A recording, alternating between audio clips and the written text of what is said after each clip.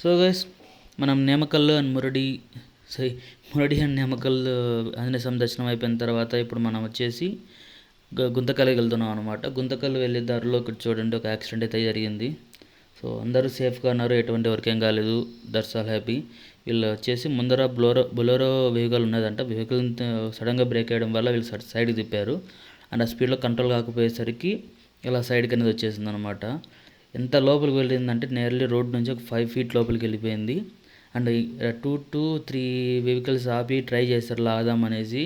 And ఒక టాటా ఏసీతో కూడా try చేశారు కానీ కాలేదు. బట్ అది నేను వచ్చేలోపు అది వెళ్ళిపోయింది అనమాట. అందుకని చెప్పి వీళ్ళు ఏం చేశారంటే క్రెయిన్ తెప్పించారు. ఆ క్రెయిన్లో చూడండి అది లాగుతున్నారు మొత్తం అంతా కూడా. చాలా ఘోరంగా అయిపోయింది భయ్ వీళ్ళైతే ఇంకా వీళ్ళ పని. ఏదో రైడ్ ఎంజాయ్ చేసుకుందామని చెప్పేసి ట్రిప్కి వెళ్ళారంట. అక్కడ చూస్తే కనుక ఇలా అయిపోయింది.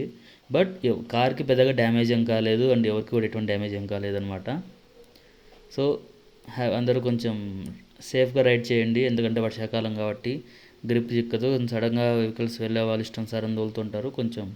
So take care about the drive, reach home safely.